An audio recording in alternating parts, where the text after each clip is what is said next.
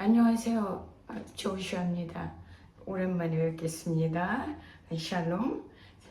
오늘은 제가 생명 존중 사상에 대해서 이야기를 하겠는데요. 제가 한국 사회를 보면서 기본적으로 생명 존중 사상이 앞으로 축적이 돼야 되겠다는 생각이 들었어요. 그래서 그거를 제가 창세기 1장 27절과 26절, 27절을 먼저 읽을게요. 그거를 가지고 그 생명 존중 사상의 바탕에 대해서 먼저 이야기를 하겠습니다. 하나님이 자기 형상, 곧 하나님의 형상대로 사람을 창조하시되 남자와 여자를 창조하시고, 그 전절 26절 읽을게요.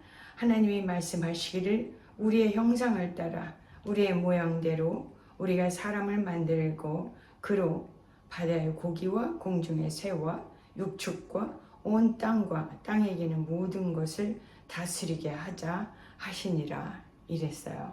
그래서 이 성경 구절에 의하면은 우리가 인간이죠. 동물과 달리 자유의지를 가지고 하나님을 택할 수 있게 만드셨다는 거. 그것이 동물과 우리의 다른 점이라는 거.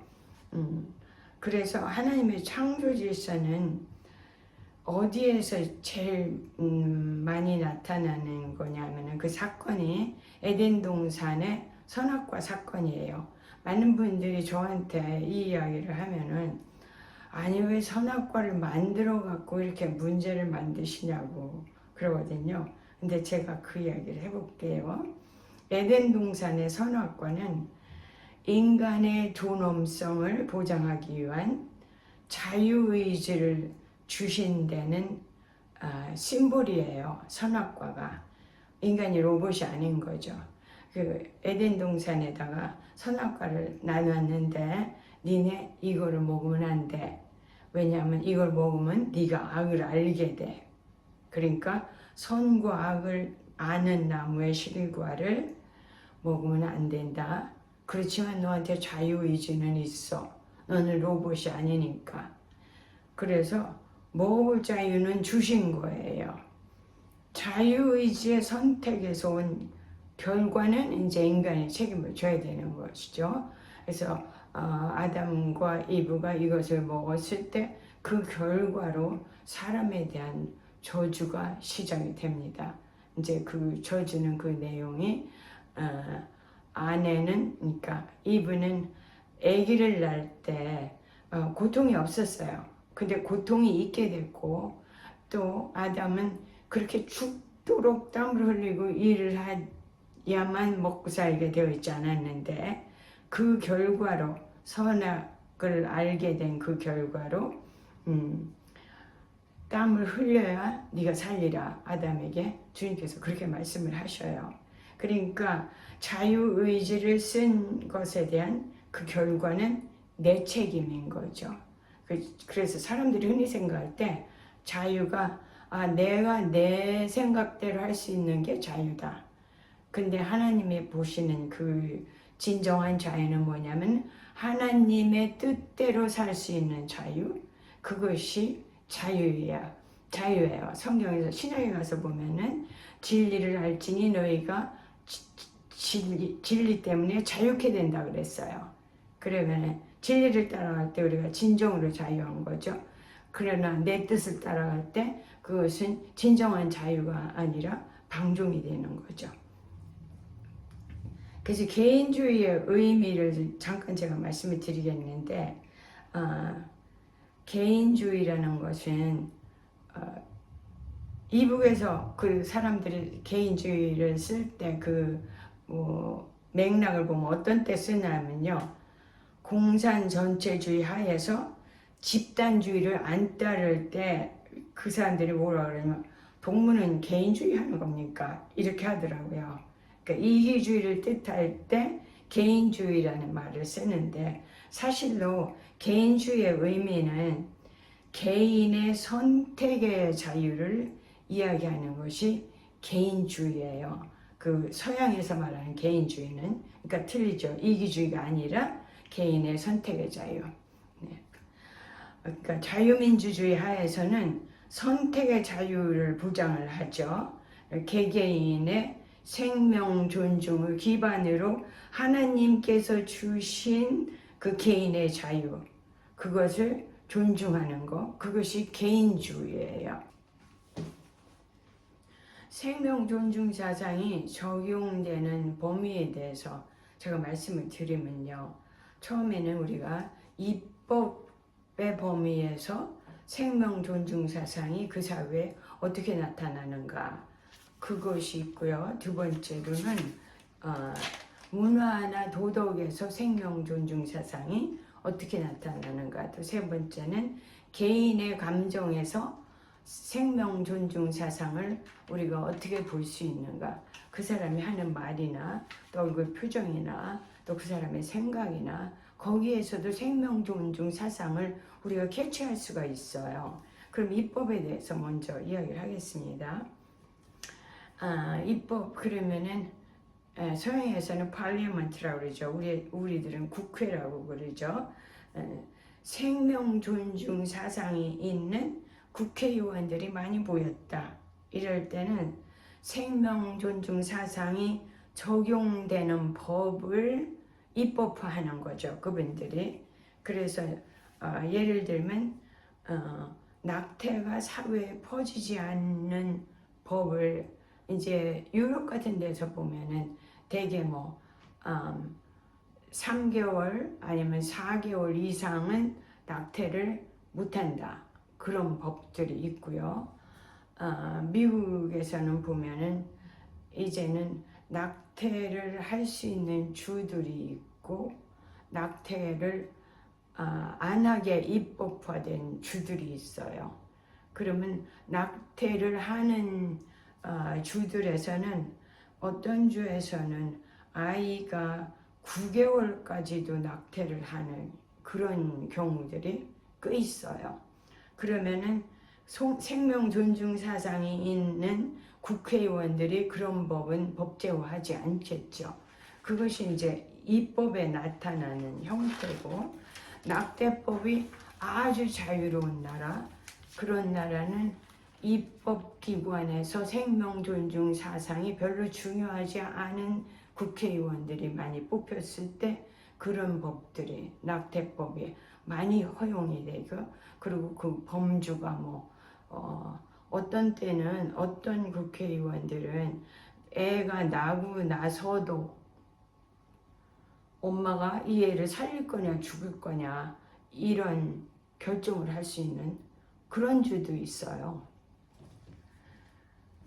그래서 미국의 경우에는 낙태법에 의해서 이 사람이 진보냐 아니면 보수냐 이것이 갈라져요.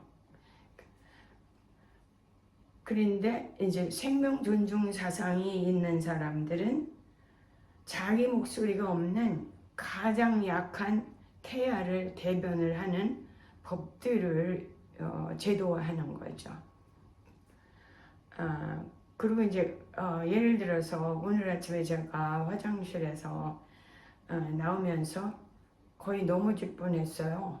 왜냐하면은 화장실에서 거실 쪽으로 나오는 데에 문턱이라 그러나요? 문지방? 그게 있어요. 그러니까 이렇게 하다가 넘어질 수 있는 거죠. 근데 이제 저는 미국에 살으니까 제가 희한하게 생각했던 것들이 미국에 도착해서 집에 들어가니까 문지방이 거의 없어요. 휠체어도 다 다닐 수 있고 사람이 걸려 넘어질 만한 데가 별로 없는 거죠. 그래서 그런 데까지 세밀하게 다 생명 존중 사상이 있는 국회의원들이 이제 건축법을 한다 이럴 때는 그런 것까지 다 제도화하는 거죠. 그러니까 장애인이 불편하지 않게 살 수 있는 거. 왜냐하면 장애인도 하나님이 창조하셨다는 의미에서 그분들도 그 생명이 중요한 분들이니까 거기에 맞게 법제화가 되는 거예요. 비행장에서도 여기도 이제는 새로 지은 건물들은 그런데 비행장에서도 화장실에 문지방이 없지요. 그리고 문 아래 문턱을 설치를 안 해요. 구약에서 보면 하나님께서 어떤 이야기를 하시냐면은 집을 건물을 지을 때 난간을 만들어서 사람이 떨어지지 않게 하라 이렇게 해요. 그런 구절이 있어요. 구약에 보면은. 그러니까 하나님이 사람의 생명을 아주 귀하게 생각을 하시는 거죠. 사람이 그러니까 성도가 죽는 것을 여호와께서 귀중히 본다 이런 말씀을 하시거든요. 그 이야기는 뭐냐면은 뱃속에서 무덤까지 네가 최선을 다해서 살았는데 이제 천국의 문턱까지 왔다. 너 참 수고했다. 그걸 하나님이 알아주시는 거예요. 그러니까 생명을 귀하게 지으셨는데 그거를 잘 지키면서 네가 여기까지 온 거를 내가 너한테 이제 상을 줄 것이다. 그런 말씀이죠. 그래서 저는요 이제 살 날이 지금까지 사는 날보다 훨씬 작게 남았어요.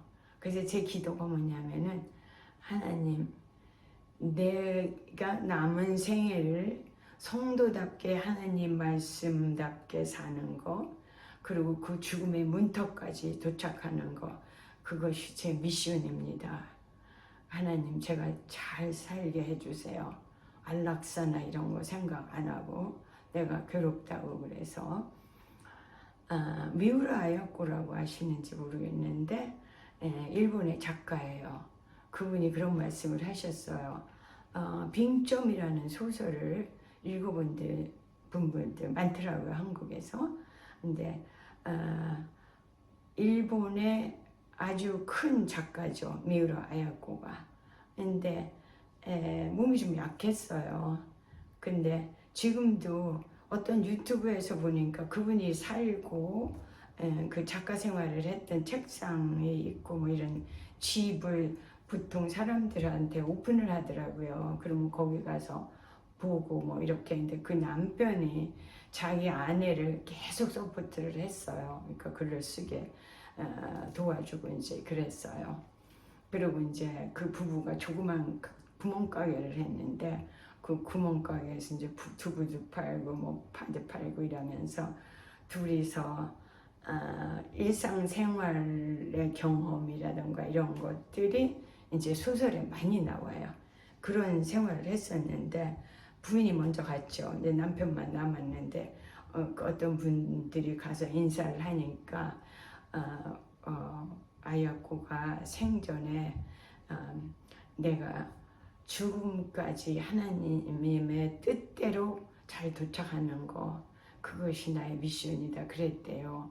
그래서 제가 그 유튜브 프로그램을 보고 정말 나도 그렇다. 왜 나이가 들어가면서 이제 몸도 조금씩 그전 같지는 않고 이제 그렇잖아요. 그런 것을 보면서 내가 내 생명을 귀중하게 여기고 남의 생명을 귀중하게 여긴다면 내 생명도 귀중한 것이죠. 하나님께서 그 창조 질서에 따라서 나를 만들어 주셨으니까 거기까지 가는 게 저의 미션이다. 이제 이거는 조금 옆으로 나간 이야기고요. 그래서 제가 집 건물에 난간을 설치하는 것까지 거기 했죠. 그 다음에는 문화와 도덕에 대해서 이야기를 좀 할게요. 그러면 문화와 도덕에는 사회를 이렇게 보면은 생명 존중 사상이 얼마나 녹아 들어있나 이것이 눈에 보여요. 노인에게 자리를 양보하는 거 그거 생명 존중 사상입니다. 그 전에는요 제가 한국에 오면은 이제 중학생 뭐 이런 사람들이 버스에서 일어나고 그런데 요새는 잘 안 일어나더라고요. 그래 그 이야기는 뭐냐면은 생명 존중 사상이 점점 내려가고 있다는 그런 심볼이죠. 그것이 또는 이제 낙태를 신중하게 생각하고, 그전에는 낙태를 참 신중하게 생각했던 것 같아요. 우리 이웃의 부인이 이제 그런 걸 했는데, 그 다음에 제가 생각하면은 돈 가져오면 다 시술해줘, 낙태 시술해줘. 이제 이렇게 된다면은 생명 존중 사상이 점점 줄어드는 문화, 점점 줄어드는 도덕성, 그렇게 되는, 적어도 이것이 옳은 것은 아닌 것이다, 여기까지는 있으면은 좋은 것 같아요. 근데 이제 미국에서 보면은 내 몸은 내 거야, 네가 무슨 상관이냐 그래가지고 남편한테도 얘기 안 해도 되고 아무한테도 얘기 안 하고 내가 가서 그냥 낙태 시술 받든지 아니면 약 하나 삼키든지 뭐 이렇게 하면서 사회의 문화나 도덕성의 생명 존중 사상이 점점 흐려지는 거, 그거를 제가 볼 수 있었어요.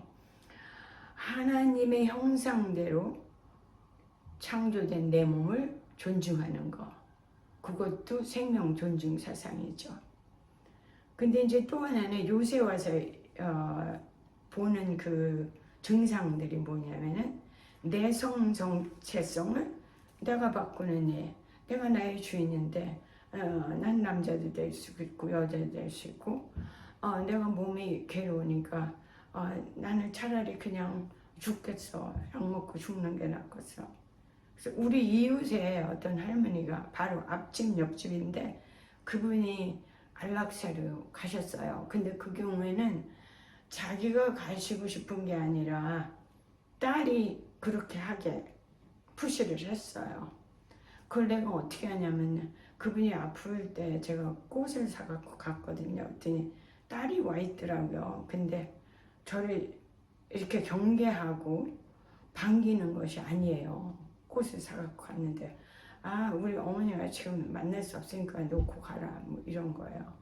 그 며칠 있다가 그분이 카드를 보내셨어요. 근데 그 카드는 딸이 아니라 아들이 가지고 왔어요. 그래서 보니까 내가 네가 보낸 꽃은 나 맨날 보고 있어. 그래 너랑 한번 꼭 보고 싶다 얘기도 하고 싶고, 그래서 내 옆에 꼭 두고 있는데 고맙다 이랬어요. 근데 그 다음에 제가 한 번 또 왔는데 딸이 아주 쌀쌀하게 저를 대하더라고요. 그러니까 어머니가 마음을 바꾸는 거를 원하지 않는 거예요. 이것이 이 생명 존중 사상이라는 것이요, 어머니 아버지를 나를 만들어 주신 그분들을 끝까지 정말 존경하고 그분들의 뜻에 반하지 않고 잘 끝까지 대해드리는 거, 그것이 굉장히 중요하죠. 이제 부모를 잘못 모시는 거, 그것도 도덕성이 내려가는 하나의 상징이죠. 그래서 안락사, 성전환, 난 남자도 될 수 있고 여자도 될 수 있어요. 이건 내 맘이야. 그 생명 존중 사상이 아니죠. 자기 생명을 참 낮게 보는 거예요. 그 다음에 동성애도 마찬가지죠. 동성애가 창궐하는 사회, 그것도 하나님의 창조하신 그 질서에는 맞지 않는 거예요. 어긋나는 거예요. 생명 존중 사상과는 거리가 있는 얘기죠. 생명 존중 사상이 결핍된 사회는 도덕의 기준이 내려가는 사회예요. 그 다음에 셋째 번 영역이 개인의 감정에도 생명 존중 사상이 나타나는데, 생명 존중을 하면은 내 생명도 귀중하고 네 생명도 귀중하다. 그러면 화를 덜 내게 돼요. 저 사람 무슨 원인이 있어서 아마 저렇게 화를 낼 것이다. 그래서 더 이해하게 되고, 또 내가 좀 싫어하면은 금방 화가 나는 거, 이런 것도 내가 좀 자제하게 되고, 이기적인 감정이 배출하는 것을 우리가 컨트롤할 수 있는 그런 힘이 나오는 거죠. 내 생명이 귀하고 상대방의 생명이 귀하다 이렇게 생각을 하면은요. 그리고 하나님의 형상대로 사람이 창조됐다 그러면 타인을 배려하게 돼요. 또 나 자신이 있는 환경을 감사하게 돼요. 그러면은 이런 사람들이 많아지는 따뜻한 사회가 되는 거죠. 생명 존중 사상을 우리가 참으로 이해한다면은. 이제는 마지막으로 정리하겠습니다. 하나님의 창조 원리인 생명 존중 사상을 이해하지 못한다면은 참된 자유를 이해하기 힘들어요. 하나님이 나에게 주신 자유와 내가 생각하는 내 식의 자유는 틀립니다. 내 생각대로 하는 것이 자유라고 생각하게 되면은 뭐 많은 것을 할 수 있어요. 그냥 내 마음대로 하면 살면 돼요. 그런 사회는 무질서하고 자기 생각이 이제 무질서하겠죠. 그리고 나의 자유에 대한 책임을 질 일들이 많이 생기겠죠. 인간이 왜 존중받아야 하나를 이해하기 힘들어요. 하나님이 자기 형상대로 지으셨기 때문에 인간의 존재 자체가 귀하다. 그거를 이해하기 힘들으니까 남도 존중하기 힘들고 나 자신도 존중하기 힘든 거죠. 그 전에 유럽에서 요람부터 무덤까지라는 말이 있었어요. 그 말은 뭐냐면은 영국에서 그 소셜 웰페어 시스템이 막 쏟아져 나올 때, 그러니까 복지 정책이 쏟아져 나올 때죠. 그때는 거기는 요람부터 무덤까지 막 완전히 거기 보장이 되어 있대. 그런 사람들이 우리도 그렇게 됐으면 좋겠다. 이제 그렇게 됐죠. 근데 요람부터 무덤까지를 국가가 책임지잖아요. 그러면은 그 돈은 얼마 못 가서 바닥이 나요. 그래서 지금 프랑스도 그렇고 영국도 그렇고 그 나라들이 그 돈이 모자라져 가지고 많은 그 고통을 겪고 있어요. 근데 하나님식은 뭐냐면은 뱃속에서 무덤까지예요. 요람은 난아기를 얘기하죠. 뱃속에 있는 아기는 태아를 얘기하죠. 우리가 뱃속에서 무덤까지 하나님 뜻대로 산다. 그렇게 생각하는 사람은 하나님의 창조 원리, 생명 존중 사상을 중요하게 생각하고 그것을 실천하는 분들이에요. 그래서 뱃속에서 있는 태아를 우리가 존중한다. 이 얘기는 살인하지 말라. 그러니까 신명기 5장 17절 여섯째 계명이죠. 그것을 하나님 뜻을 우리가 존중하는 거죠. 그 다음에 무덤까지는 하나님께서 무덤까지 내가 잘 도착하는 것을 원하신다. 안락사 뭐 이런 거 생각 안 하고 그러면은 하나님께서 나를 기쁘게 받으신다는 거 아시고요. 내 생명도 내가 끊는 거는 그거는 생명을 내가 살인하는 이야기죠. 그것이 이제 시편 116편에서 15절입니다. 그러니까 성도의 죽는 것을 여호와께서 귀중히 보신다. 생명 존중 사상을 주님께서 하나님께서 갖고 계신 거예요. 우리의 생명을 귀하게 보시는 거죠. 그냥 내가 아무렇게나 나 살다가 왔습니다. 이게 아니라 정말 최선을 다하다 왔습니다. 이렇게 하나님을 만나서 말씀드릴 수 있는 거예요. 그래서 오늘 제가 말씀드리고 싶은 거는 뱃속에서 무덤까지 우리가 최선을 다해서 살고 천국의 문턱까지 생명 존중 사상을 가지고 남도 존중하고 나도 존중하면서 잘 도착하자. 그걸 여러분께 말씀드리고 싶습니다. 다음에 또 뵙겠습니다. 샬롬.